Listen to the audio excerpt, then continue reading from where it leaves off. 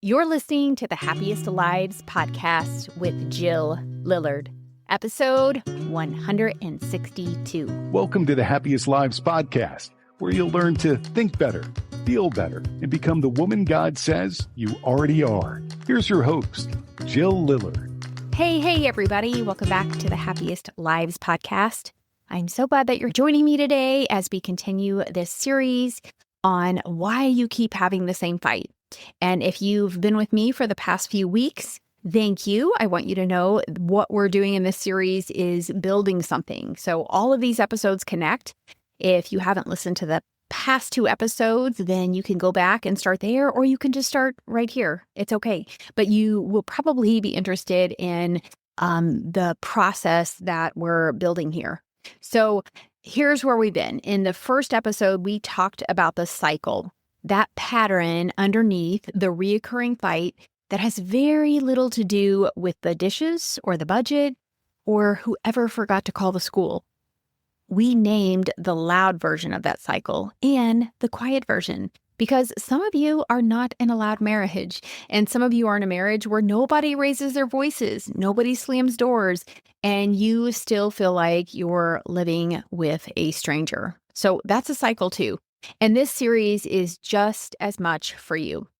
So last week, we talked about what happens in your body and your brain when conflict escalates, what flooding actually is, why your logic disappears, and why you say things you don't mean or go completely silent.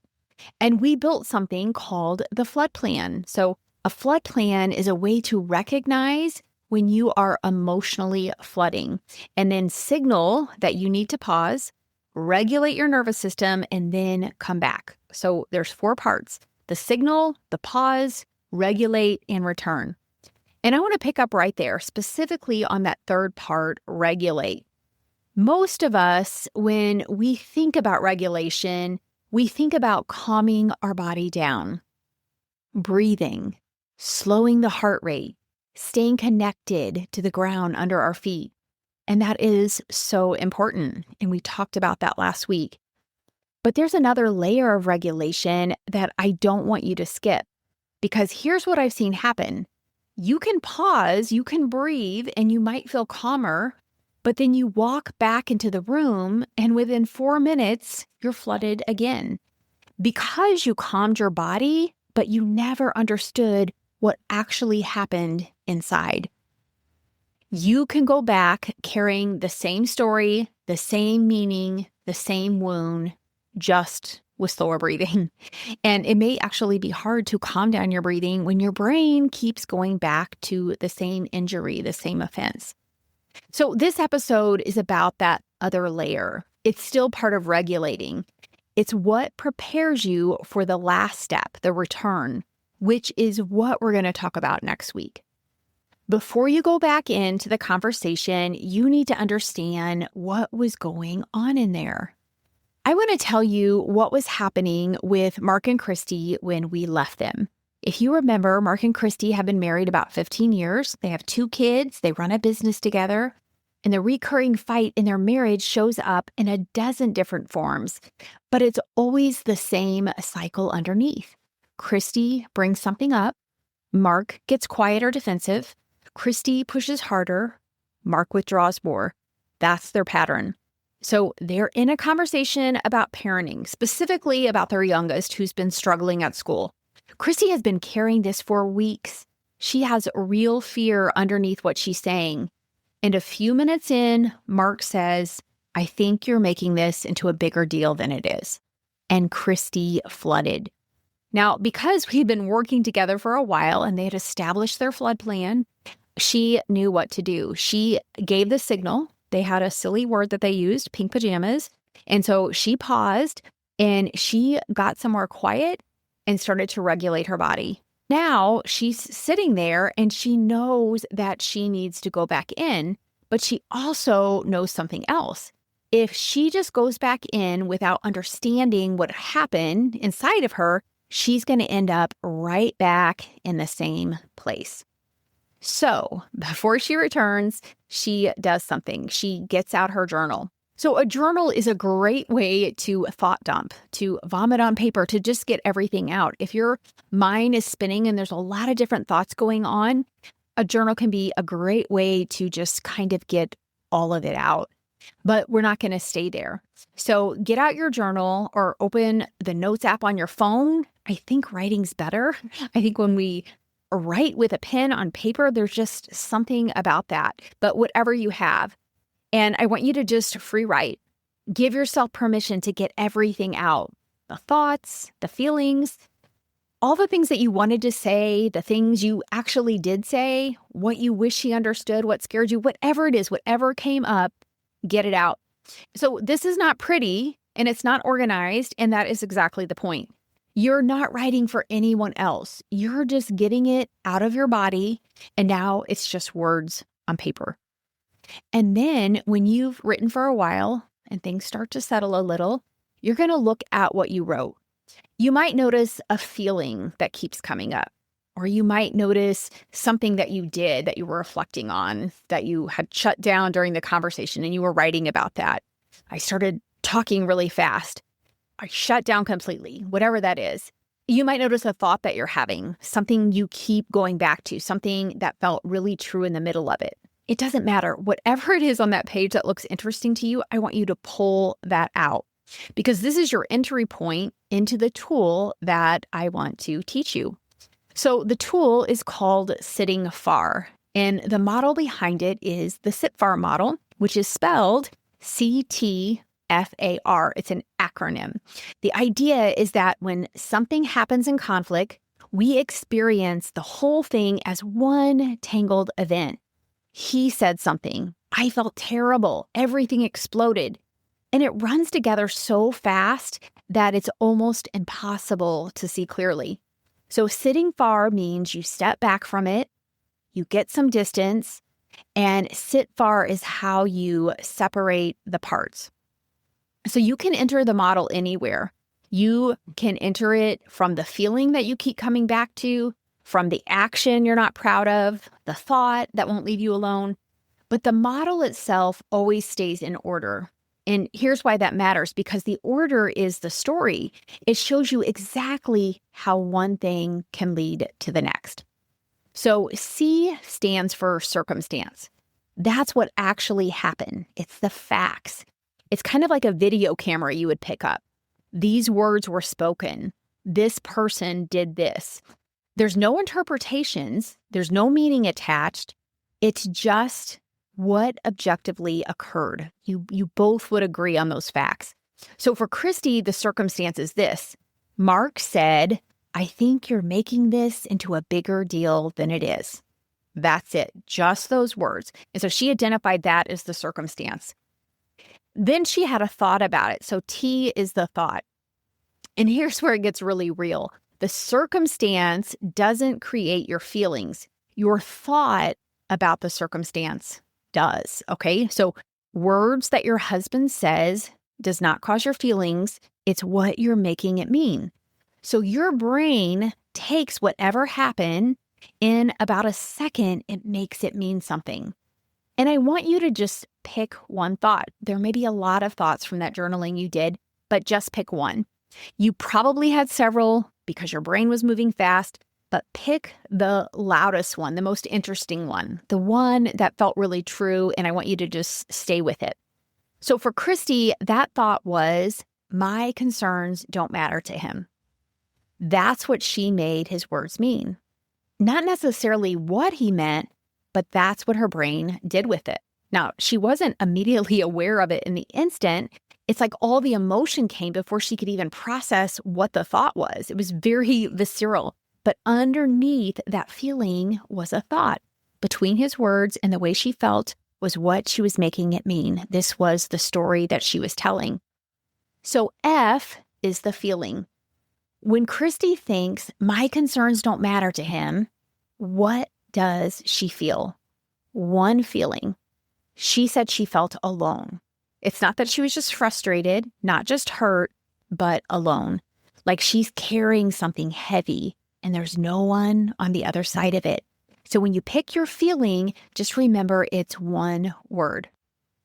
And then A is the action. This is where you can list as many as come up, and I encourage you to do so. So when Christy felt alone, what did she do? Or what were her urges? Her urges were to push harder, to talk faster.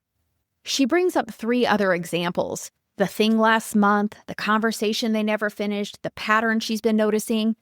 Some of that is her fighting for connection, and some of it is her trying to outrun the feeling by making the case louder. She may also be doing things she's less aware of. Her face changes, she stops asking questions, she's no longer curious about him, she's building an argument. So list all of it: the actions you took and the actions you held back, the urges that you had, the things you wanted to do, even if you didn't do them. And then the last part of the CTFAR is the R, which is the result. And this is the part I want you to sit with, because this is where the model does something that can genuinely stop you in your tracks.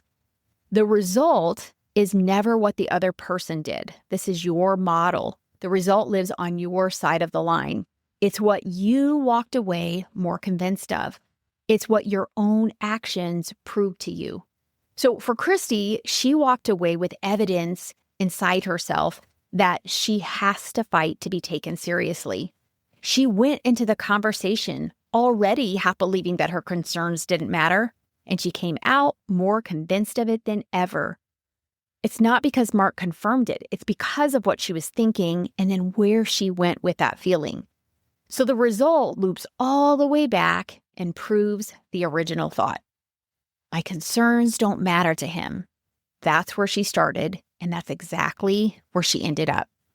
That's the story she was telling, and she couldn't see it until she slowed it all the way down and separated the parts.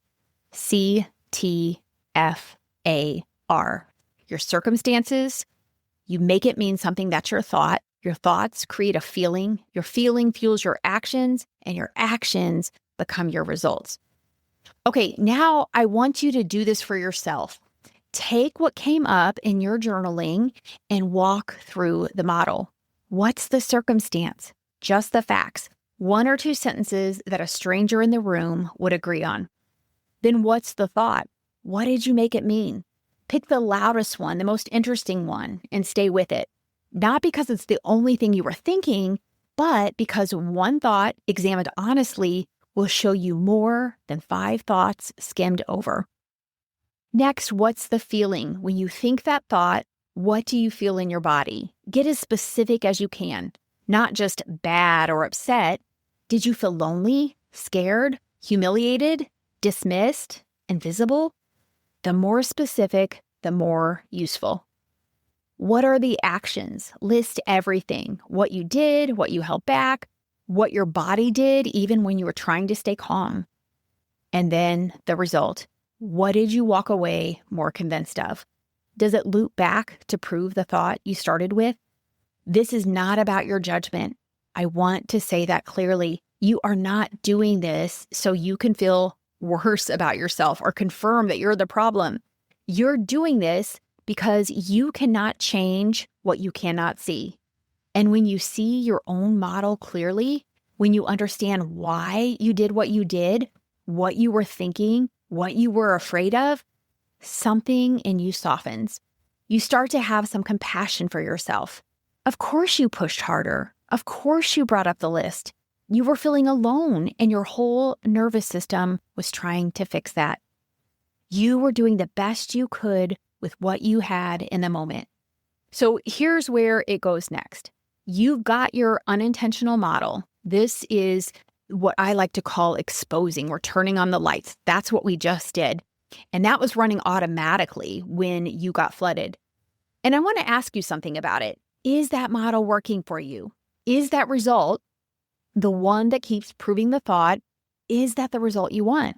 If it's not, then we get to ask, what else is possible?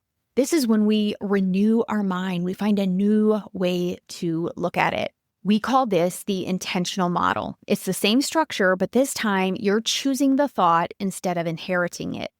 And I want to give you a starting point that I use with a lot of women I coach. You don't have to take a huge leap. You don't have to go from my concerns don't matter to him to He is my grandest champion in one step.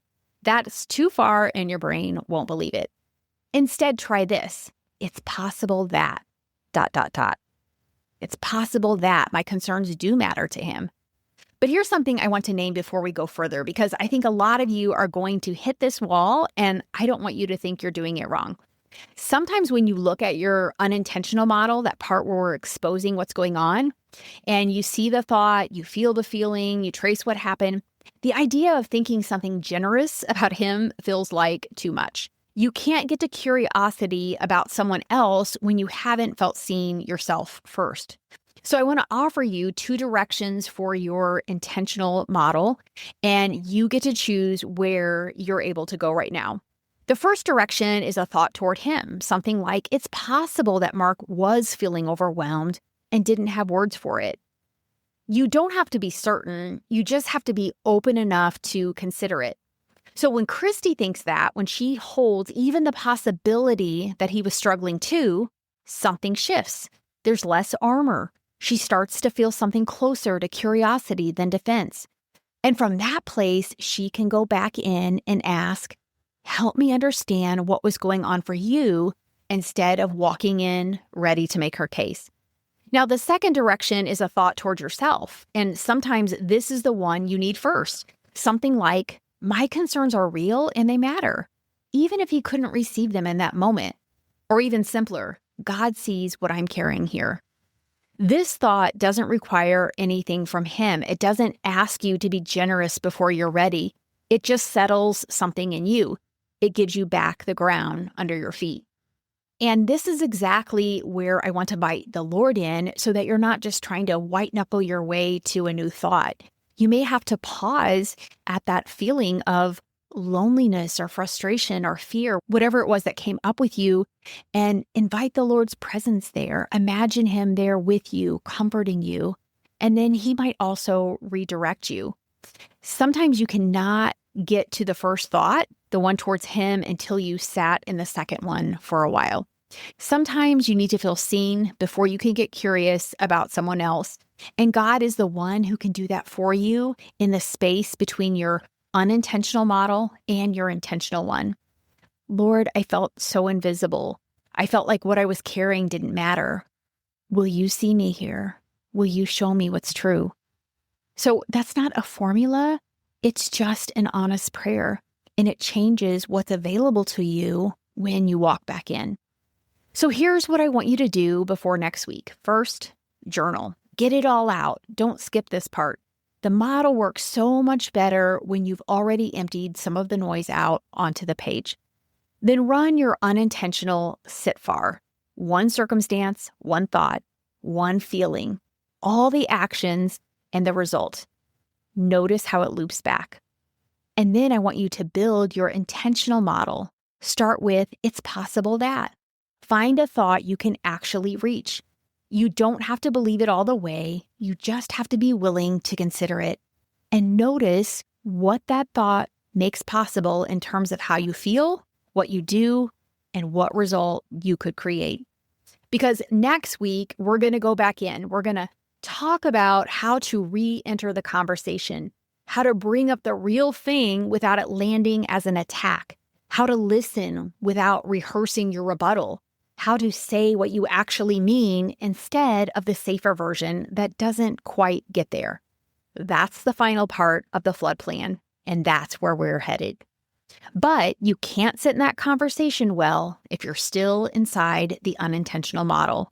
So do this work first. It matters more than you might think. All right. Thank you guys for coming today. I'm proud of you for doing this work and being willing to slow down and look honestly at your own half instead of waiting for everything to change on the other side. That is the work. That is how the cycles break. I'll see you next week. Before you go, if you're ready to stop spending so much energy on what your husband needs to change and start paying attention to how you want to show up in your marriage, I have something for you. It's called the 4 Mindset Shifts for a Happier Marriage. It's free. It takes less than 30 minutes. And you'll get a workbook and scripture study to go along with it. Go to myhappyvault.com to sign up. That's myhappyvault.com.